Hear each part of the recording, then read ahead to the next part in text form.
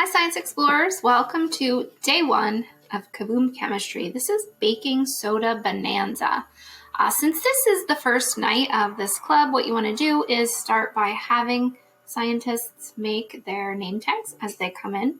So you can see I'm Jellyfish Jill, and I am here to help you learn all about the different states of matter. So welcome to Kaboom Chemistry. Today we are going to become chemists. Who can tell me what a chemist does? A chemist is a scientist who studies chemistry. What is chemistry? It is the study of matter and changes that take place with that matter. So matter is just stuff. It's what makes up everything. And there are 5 different states of matter. But really, we end up just talking about 3 of those main states of matter. Do you remember what they are?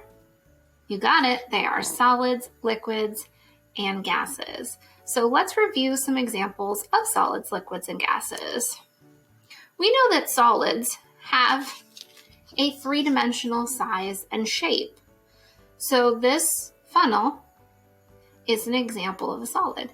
It's not going to change size or shape. Can you name some more examples?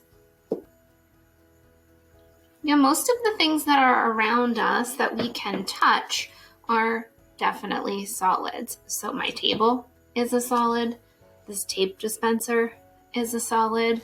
I am an example of a solid.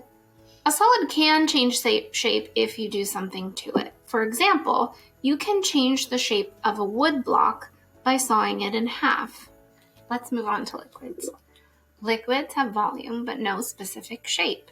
Instead, they're going to take on the shape of whatever container they're in. So this vinegar is liquid inside of this bottle. They can be in a jug, could be in a glass, could be in a swimming pool. Volume just means that it takes up space. Water is a liquid. Liquids flow, they can be poured, and they can be spilled. If you're anything like me, then you have probably spilled a time or two in your life. Did you notice that when you spill a liquid, it goes everywhere and you have to hurry up and quickly wipe it up? You can't spill a solid like a wooden block, right? If you drop it, it still maintains the same shape. But what about things like Jell-O or peanut butter? Does peanut butter flow when you try and spread it on a slice of bread? No, it just sort of sits there in a blob, because it's not a liquid. However, if you add energy to it by heating it up, you can change it into a liquid. What about Jell-O? When you first mix it up, it's a liquid, but when you put it in the refrigerator for a short time, it becomes a solid. This shows how states of matter can change when energy is either added or taken away from them. Okay, let's talk about that 3rd state of matter, gases. Gases have no shape or size of their own. Their molecules move freely. So go ahead and take a deep breath.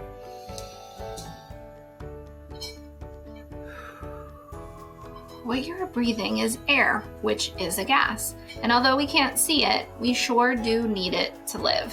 Air contains many gases mixed together, including oxygen, nitrogen, and carbon dioxide. To remember those 3 states of matter, this will be the time in club where you will get up and do the matter dance. As we conduct our experiments today, we need to make close observations of the substances that we're working with.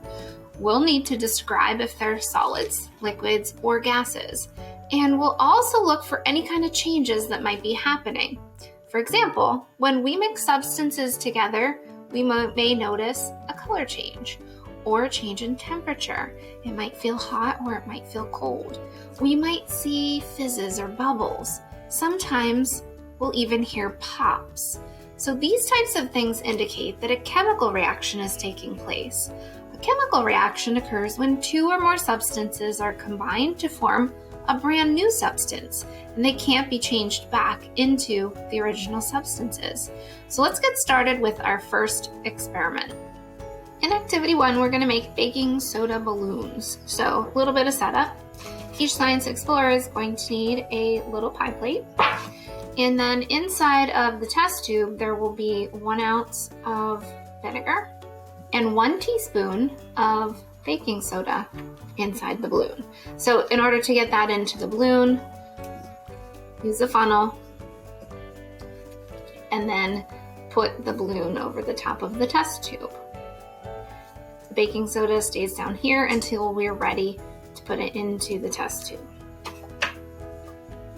Okay, we're ready to get started. Let's make some observations first. Take a look at what's in this test tube. What state of matter is it in? Look, I see it freely moving around. It's taking on the shape of the container that it's in. So yeah, it's definitely a liquid. We've added a substance here to this balloon. Go ahead and feel that balloon. Can you tell that there's something in there? What does it feel like? A solid, a liquid, or a gas? I don't hear it sloshing. Definitely feels like a solid. So on the count of 3, what we're going to do is we are going to lift up the balloon so that this solid that's in the balloon enters this liquid in the test tube, and we'll make some observations. Are you ready? 1, 2, 3, go. Whoa! Probably now is a good time to mention the table should definitely be covered because this definitely could get messy.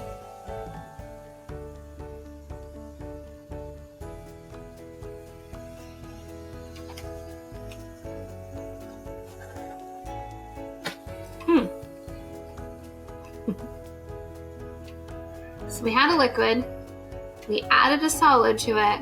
What's inside the balloon? Why did it grow so large?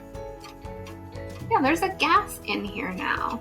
So the liquid in the test tube was vinegar, and the solid that was in the balloon was baking soda. When we mixed the two together, a chemical reaction occurred. And that chemical reaction caused carbon dioxide gas to be released. That gas had to go somewhere, and since we were in a closed container, it went up into the balloon, blowing up that balloon. So tonight is baking soda bonanza, so we're going to continue working with baking soda in activity 2 tonight. Activity 2 is called dancing raisins. So there is a little bit of setup for this that can be done at the beginning of club. So in a 9-ounce cup, half cup water, along with 2 tablespoons of baking soda can get mixed together. And then the raisins that are going to be the dancing raisins can be added and soaked in this solution. So they need to soak for at least 10 minutes, but setting this up at the beginning of club will ensure that they're ready to go.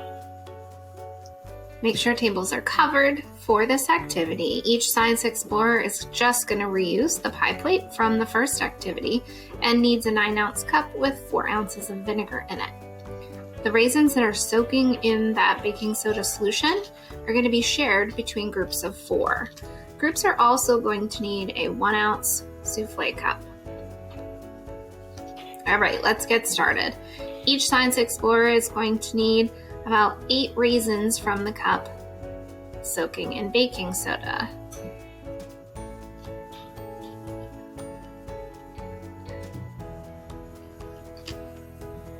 Once they're in there, just go ahead and watch what happens.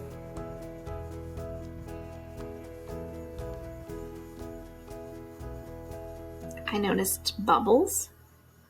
When those raisins were added, I noticed that some of them sunk to the bottom. And look what's starting to happen there. The ones that are on the bottom are starting to rise to the top. Oop, that one went back down. Why do you think that's happening?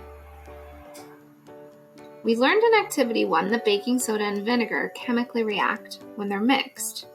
What was the product of that reaction? Yeah, it was carbon dioxide gas.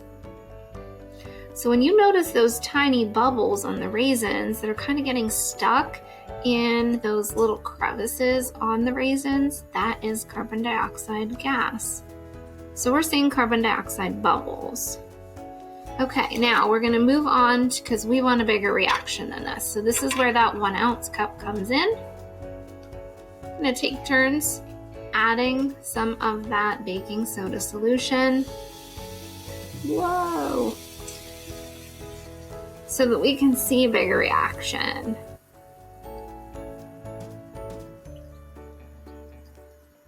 Yeah, that's what we're talking about, right? We want to really see those dancing raisins. I can hear the fizzing now. I saw lots of bubbles in the cup. And now that that reaction has subsided, go ahead and just watch the raisins.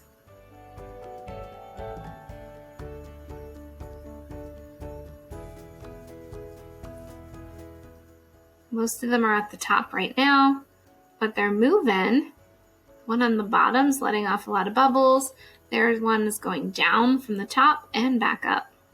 So some of those raisins are going to begin to rise to the top. They're going to fall back down again. Some might not do this, and others might keep going back up and down multiple times. If we want at this point in time, we can go ahead and add a pinch more baking soda to the cup. Each time we add more baking soda, we're going to notice another reaction or more of a reaction occurring. So what's the science here? When baking soda and vinegar mix, they react and release carbon dioxide gas. The gas bubbles attach to the surface of the raisins and they lift the raisins to the surface. When the carbon dioxide bubbles get to the surface, they pop and the gas is released into the air. And the raisins then can fall back down to the bottom. This can go on until all of that carbon dioxide has been released. Activity 3 is called In the Bag. And for this activity, each science explorer needs a bag with 1.5 tablespoons of calcium chloride, 1 tablespoon baking soda, and a 2-ounce cup, and a 3.25 ounce cup filled with water.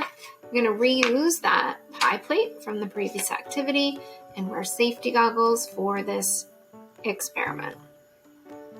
This experiment will start with taking the temperature of one of the cups of water.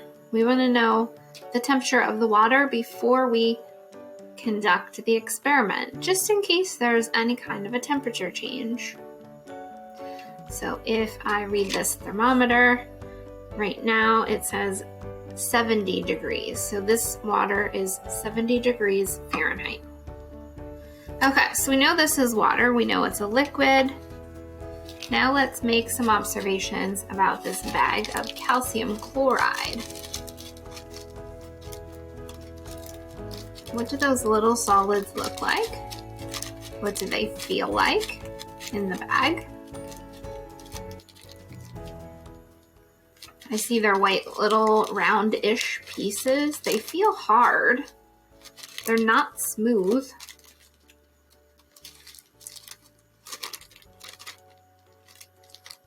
Let's make a hypothesis on what we think is going to happen if we add water to this bag.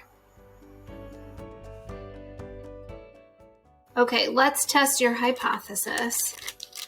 We're going to add the water to the bag, and we're not going to seal it. So we're going to keep the bag open and just make some observations. So go ahead and do that.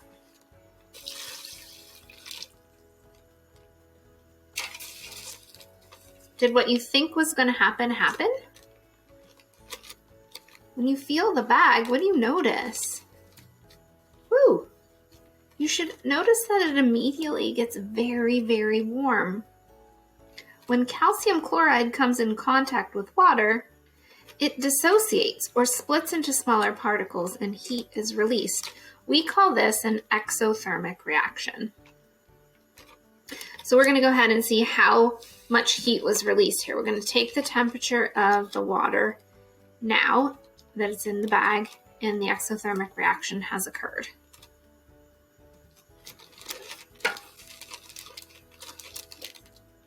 Okay, right now mine says just under 100 degrees, but this could get as high as 120 degrees. So that is very, very hot. Calcium chloride is a component added to snow melting solutions. So you can see why, right? If it's going to produce that much heat, it's definitely going to help in melting snow. So yeah, mine reads just about at 100 degrees. Okay, so we've been talking about chemical reactions. Was this an example of a chemical reaction? Yeah, it definitely was, but how do you know it was? There there was a temperature change. So we can't change the product back into those original ingredients. So now what we're going to do is we're going to seal half of the bag. So make sure that you zip it halfway across. You'll hear it snap, and you can just run your finger along the track there. Okay, so we have half of it sealed and half of it open. We want to do that because we want to be able to add our baking soda, but then we want to be able to get it zipped as quickly as possible. So that being halfway shut already is going to help with that. So the last thing we're going to do here is we're going to pour the baking soda into the bag. But first, let's make some observations about your baking soda. We know it's a solid, right? Has a smooth texture, it's sort of soft feeling, it's white, it's fluffy. Go ahead and roll it between your fingers so you can feel the texture. Now, when we add this to our water and calcium chloride solution, what do you think is going to happen this time? So here's the deal. When you pour the baking soda in here, you have to then seal it super quickly, as fast as you can. Once you do that, you're going to then gently shake the contents of your bag around. That's going to help to mix those ingredients. Are you ready? Here we go.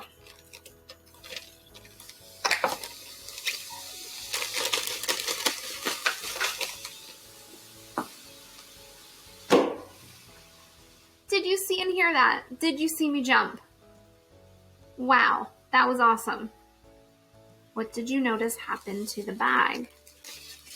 I know I have a hole blown in the side of mine, but first, before that happened, it inflated. It filled up with gas. The liquid and the solid substances inside this bag chemically reacted, and they created that third state of matter, which we know is gas.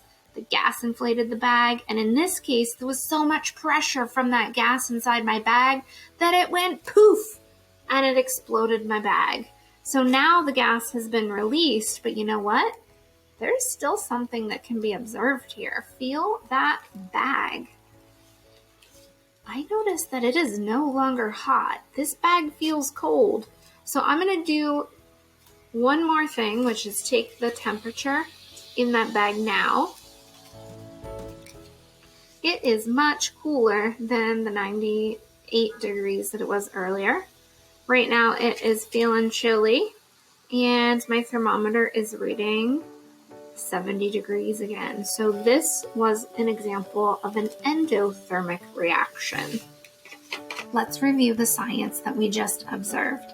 When we added water to the calcium chloride, it dissociated. It split apart into smaller pieces and it released a noticeable amount of heat.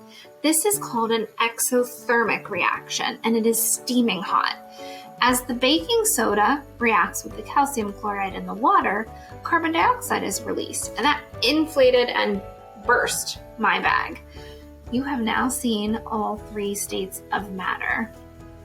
Scientists can take home their test tubes in a baggie, and this experiment can be repeated over and over and over again. So baking soda causes lots of reaction. It's super fun. So I hope you enjoyed this baking soda bonanza. I'm Jellyfish Chill, and I will see you again soon. Bye!